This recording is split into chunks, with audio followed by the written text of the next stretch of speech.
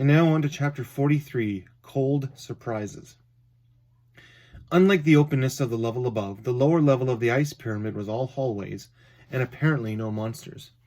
In the bottom of the staircase, they walked into a large corridor that eventually branched into a T intersection. Either direction was more of the same. "Which way should we go?" Odiana asked. "I think we should split up," Bree responded. Blaze looked up at her. "Are you sure? This usually ends with us having to rescue you."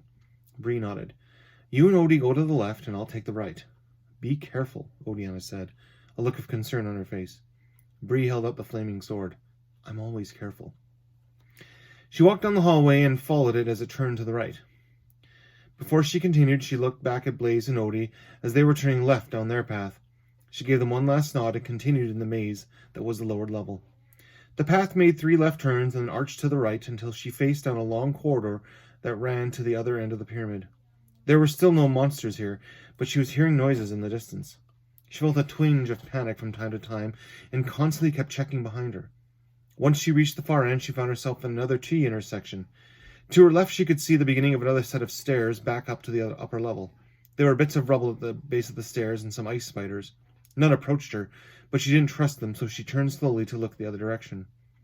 The remaining hallway was a dead end after a few yards, but along the wall to her right was a doorway covered in ice. She approached it and stared at the thick ice that joined the double doors in the middle. Pressing against it with her hand and then kicking the door wouldn't open it. She thought about her options and closed her eyes. She concentrated on the fire surrounding the blade of her sword, making it stronger with the power of the fire element. She drew the sword back, swung hard, and obliterated the ice. Smiling, she then raised her foot and kicked it open. A cold blast of air rushed over her, and she heard a commotion in the room ahead.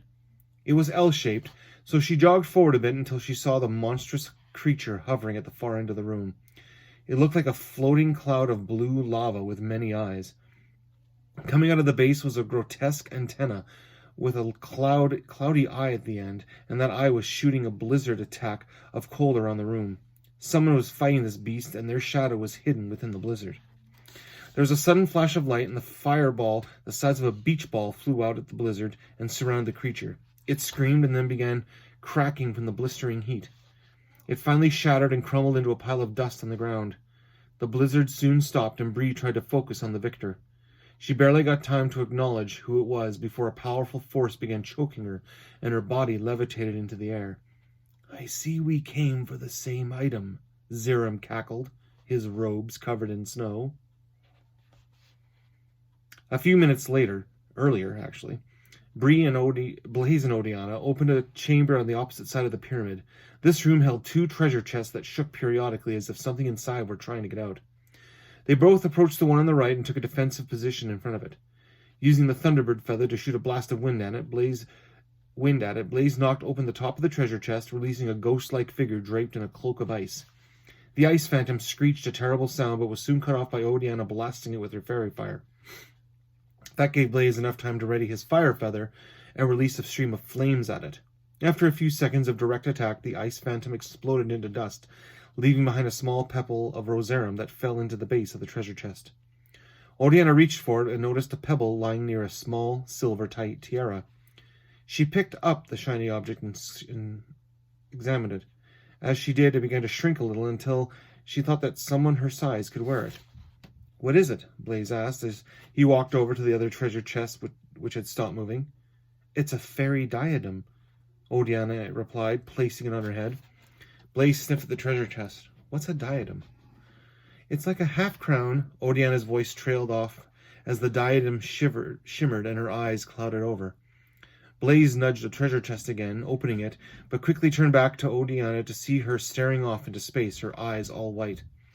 He began to call her name, but he was cut off by a long tentacle that shot out of the newly opened treasure chest and wrapped around his throat. A bluish blob with 6 tentacles floated out and wrapped itself around Blaze, dragging him into the air. It began to squeeze, but the wolf was going to have none of it.